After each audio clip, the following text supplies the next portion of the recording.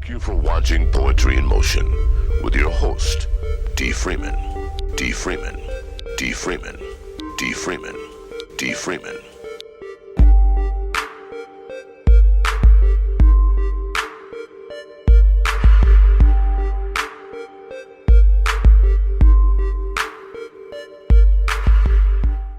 Hello there. Welcome to Poetry in Motion. I'm Dee Freeman, your host today, and we're going to be sharing history about a famous poet, and most people do know Langston Hughes. James Mercer Langston Hughes was an American poet, social activist, novelist, playwright, columnist from Joplin, Missouri. One of the earliest innovators of the literary art form called jazz poetry. Hughes is best known as the leader of the Harlem Renaissance. He famously wrote about the period that the Negro was in vogue, which was later paraphrased as when Harlem was in vogue. Growing up in a series of Midwestern towns, Hughes became a prolific writer at an early age. He moved to New York City as a young man, where he made his career. He graduated from high school in Cleveland, Ohio, and soon began studies at Columbia University in New York. Although he dropped out, he gained notice from New York publishers, first in the Crisis, created in Crisis magazine, and then from book publishers, and became known as a creative in the creative community of Harlem. He eventually graduated from Lincoln University. So in addition to poetry, Hughes wrote plays and short stories, several nonfiction works. From 1942 to 1962, as the civil rights movement was gaining traction, he wrote an in-depth weekly column in the leading black newspaper, the Chicago Defender. Like many African Americans, Hughes had a complex ancestry. Both Hughes' paternal great-grandmothers were enslaved Africans, and both of his paternal grandfathers were white slave owners in Kentucky. One of these, Sam Clay, a Scottish American whiskey distiller at Henry County, said to be a relative of Henry Clay, the statesman. The other paternal ancestor, Silas Cushenberry, was a Jewish slave trader. Hughes' maternal grandmother, Mary Patterson, was an African American, French, English, and Native American descent. One of the first women to ever attend Oberlin College. She married Louis Sheridan Leary, also of mixed race. And in 1859, Louis Leary joined John Brown's raid on Harper's Ferry in West Virginia, where he was fatally wounded. And in 1869, the widow Mary Patterson Leary married again to an elite political activist into the Langston family. Her second husband was Charles Henry Langston, an African American, Euro-American, and Native American ancestry. He and his younger brother, John Mercer Langston, worked for the abolitionist cause and helped lead the Ohio Anti-Slavery Society. Charles Langston moved his family to Kansas, where he was an active educator and activist for voting and rights for the African Americans. Their daughter, Caroline, also became a teacher and married James Nathaniel Hughes. They had 2 children, and Langston was their second son. Langston Hughes' father left the family soon after Langston was born, and he went to Cuba and then Mexico, seeking to escape the enduring racism in the United States. His mother also traveled, but she was seeking employment. Langston was raised mainly in Lawrence, Kansas, by his maternal grandmother, Mary Langston. Through the Black American oral tradition and Langston's pride, she instilled in Langston the lasting sense of racial pride. Hughes identified with neglected and even downtrodden Black Americans all his life, and he glorified them in most of his work. So in 1940, his autobiography, The Big C, he said, "I was unhappy for a long time and very lonesome living with my grandmother. Then it was books that began to happen to me.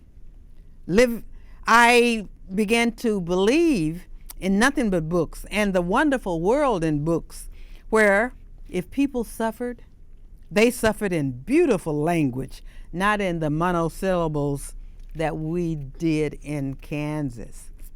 So after the death of his grandmother, Hughes lived with family friends James and Mary Reed. He later lived again with his mother in Lincoln, Illinois. And when his mother Carrie remarried and moved to Ohio, he attended Central High School, and he was taught by an inspiring teacher, Helen Chestnut. While in grammar school, Lincoln said he was elected class poet, and he thought that, in retrospect, that it was because of the stereotype about all African Americans having rhythm. He said, "I was a victim of a stereotype. There were only 2 of us Negro kids in the whole class, and our English teacher was always stressing the importance of rhythm in poetry. Well, everyone knows, except us," he said, "that all Negroes have rhythm. So they elected me as class poet."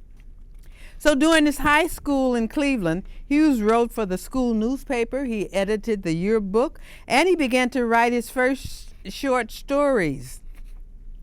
His first piece was of jazzy poetry was "When Sue Wears Red," and it was written while still in high school. He had a poor relationship with his father, whom he saw very rarely. But upon graduating from high school in June of 1920, he went to Mexico to live with his father, hoping that his father would support him attending Columbia University. He later said, "I have been thinking about my father and his strange dislike of his own people. I didn't understand it because I was a Negro and I like Negroes very much." But his father had hoped Hughes would choose to study at a university abroad and train in the career of engineering. So they were willing to come to a compromise, and as Hughes would study at Columbia, he would study engineering, but he also wanted to write. And while at Columbia in 1921, he managed to maintain a good grade average, a B+, but he published poetry daily in the Columbia Daily Spectator, but he used a pen name. He left the school after a year because he was denied a room on campus. But he was always attracted more to the African American people in the neighborhood of Harlem rather than his studies, and he continued to write. Hughes worked at various odd jobs before serving a brief tenure as a crewman on the SS Malone in 1923. So after spending 6 months traveling to West Africa and Europe, he decided to leave the SS Malone for a temporary stay in Paris. There he met and had a romance with Anne Cousy, a British-educated African from a well-to-do Gold Coast family. But she eventually married someone else, a promising Trinidadian lawyer. In November of 1924, he returned to the U.S. to live with his mother in D.C. He gained a white-collar employment in 1925 as a personal assistant to the historian Carter G. Woodson at the Association for the Study of African American Life and History. But the work demanded a lot of his time, and it limited his writing, so Hughes had to quit that job and became a busboy at a Wardman Park hotel. Hughes's earlier works had been published in magazines and was about to be collected into his first book of poetry, and when he encountered the poet Vachel Lindsay, who loved his poetry, and they shared some poems together. And Lindsay was so impressed that he publicized that he had discovered the new black poet. Hughes enrolled in Lincoln University, which is a historically black college university in Chester County, Pennsylvania. And there he also joined the Omega Psi Phi fraternity. He earned his BA degree and in 1929, and he returned to New York. So except for travels to the Soviet Union and the Caribbean, he lived in Harlem as his primary home for the remainder of his life. During the 1930s, he became a resident of Westfield, New Jersey for a time, but mostly Harlem.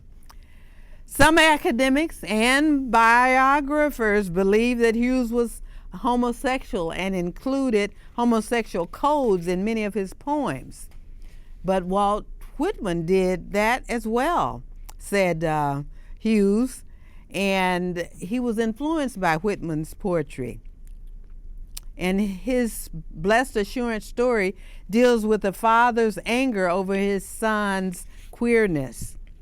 In order to retain respect and support from the black churches and organizations and avoid exacerbating his precarious financial situation, Hughes remained closeted. He didn't come out if he was. But in his biography, Rampart said, denies Hughes's homosexuality and concludes that Hughes was probably asexual and passive in his sexual relationships. Hughes did, however, show a respect and love for his fellow black man and woman.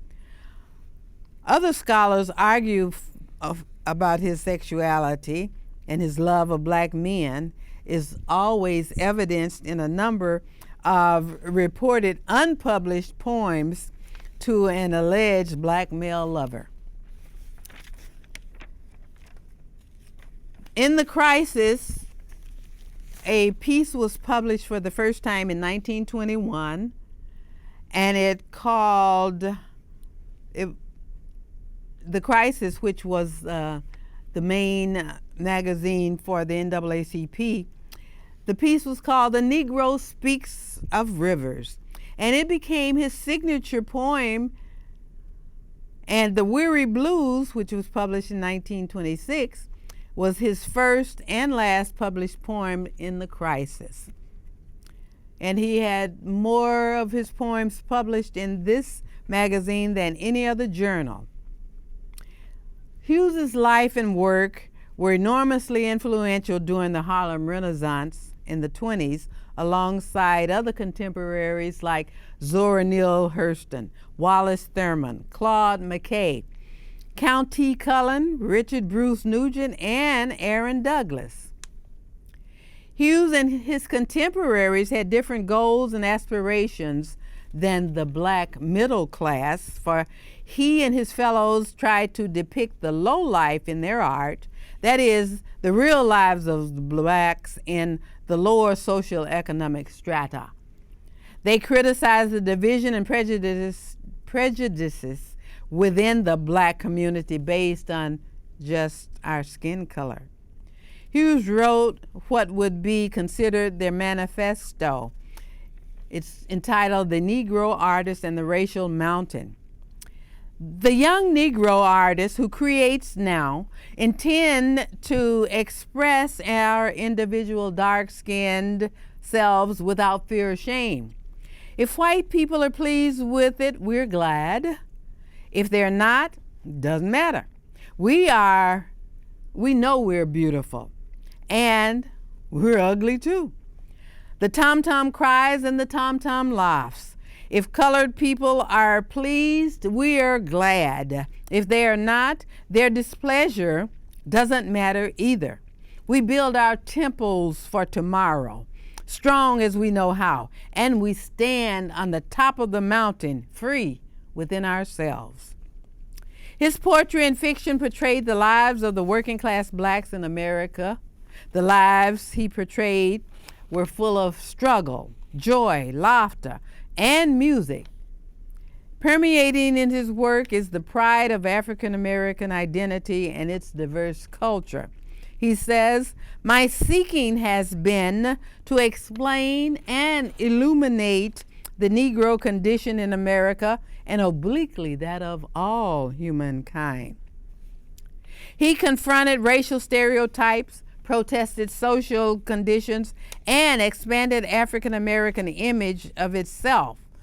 A people's poet who sought to re-educate both audience and artists by lifting the theory of the black aesthetic into reality. He stressed a racial consciousness and cultural nationalism devoid of self-hate. His African American race consciousness and cultural nationalism would influence many foreign black writers. His work helped to inspire the Negritude movement in France. A radical black self-examination was emphasized in the face of European colonization. He had an important technical influence by his emphasis on folk and jazz rhythms as the basis of his poetry of racial pride. His first novel in 1930, Not Without Laughter, won the Harmon Gold Medal for Literature. He gained support from private patrons prior to publishing that novel, and the protagonist in that novel was a story of a boy named Sandy. His family must deal with a variety of struggles due to their race and class, and had a challenge of relating to one another. In 1931, Hughes helped form the New York Suitcase Theater with playwright Paul Peters, actor Jacob Burke, and writer Whittaker Chambers. He also, in 1932, helped to produce the Soviet film called Negro Life. In 1931, with Prentice Taylor, Hughes created the Golden Stair Press, which featured most of their works together. In 1932, they issued the Scottsboro Limited, which was based on the trial of the Scottsboro Boys. Also in 1932, he and Ellen Winter wrote a pageant to Caroline Decker in an attempt to celebrate her work with the striking coal miners. But that play was never performed.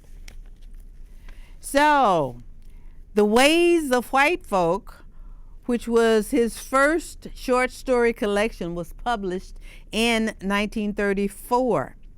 These stories are a series of vignettes revealing the humorous and tragic interactions between blacks and whites. Overall, they are marked by a general pessimism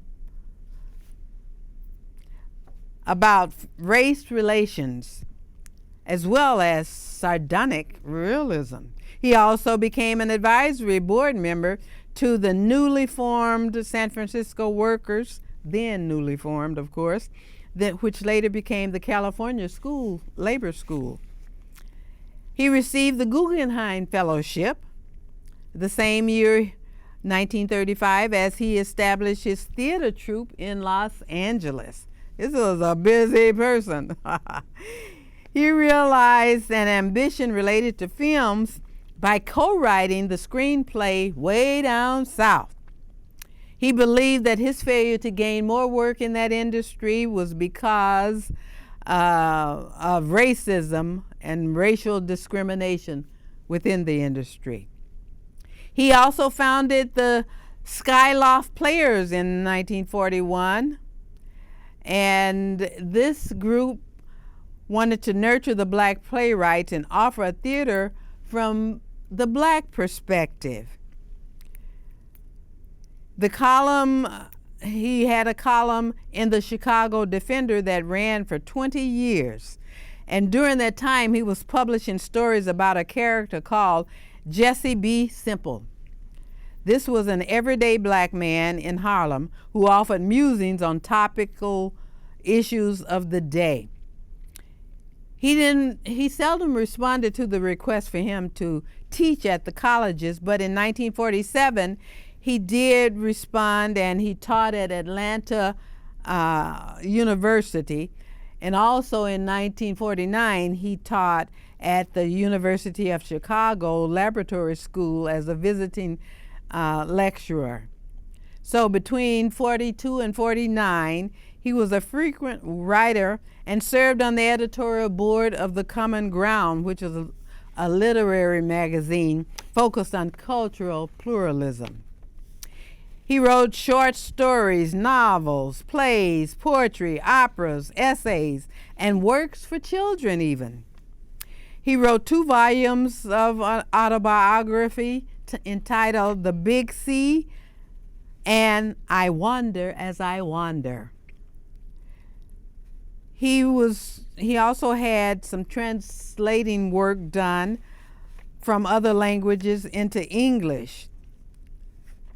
With Bo Temps, one of his friends, Hughes co-edited the anthology, The Poetry of the Negro, which was described in the Times as a stimulating cross-section of imaginative writing of the Negro. So in the 50s and the 60s, his popularity among the younger generation of black writers varied, even as his reputation increased over the world. With the gradual advance toward racial integration, many black writers considered his writing of black pride and its corresponding subject matter out of date. That's what young people do, y'all. They considered him a racial chauvinist. He found some new writers. Among them was James Baldwin. Langston found them lacking in pride. They were over-intellectual in their work many times and occasionally vulgar. Hughes wanted young black writers to be objective about their race, but not scorn it nor flee from it. He understood the main points of the Black Power movement in the 60s, but he believed that some of the younger writers who supported it were too angry in their work. He worked with the Panther. His work, The Panther and the Lash, posthumously published in 1967, was intended to show solidarity between he and the other writers, but with more skill and devoid of the more virulent anger and racial chauvinism that some showed toward whites. He continued to have admirers among the larger general population of the black writers. He also helped them by introducing them to influential people and also to publishers. Including this group was Alice Walker, whom we all know so well. She looked up to him and said Hughes was a hero, an example to be emulated within our work. Langston set a tone, a standard of brotherhood and friendship and cooperation for all of us to follow, she said. You never got from him, I am the Negro writer, but only I am a Negro writer. he never stopped thinking about us. So the novel Harlem Mosaic by Whit Frazier depicts the friendship between Langston and Zora Neale Thurston. And it tells how their friendship suffered after their collaboration on the play Mule Bone. So on May 22nd, 1967, Hughes died at the Stuyvesant Polyclinic in New York at the age of 66 from complications after abdominal surgery related to prostate cancer. His ashes are interred beneath the Flora Medallion in the middle of the foyer in the Schomburg Center for Research in Black Culture in Harlem. It is the entrance to the auditorium, which is also named for him. The design on the floor is an African cosmogram entitled Rivers, the title taken from his poem, The Negro Speaks of Rivers. Within the center of the cosmogram is the line, "My soul has grown deep like the rivers." From that poem, here are a few lines. "My soul has grown deep like the rivers. I bathed in the Euphrates when dawns were young. I built my hut near the Congo, and it lulled me to sleep. I looked upon the Nile and raised the pyramids above it. I heard the singing of the Mississippi when Abe Lincoln went down to New Orleans, and I have seen its muddy bosom turn all golden in the sunset." Langston Hughes, one of our most celebrated poets, and I appreciate you being here with me to share in this wonderful history of Langston Hughes. But it's time to go, and God has a healing for your pain. He has a reason for your struggle.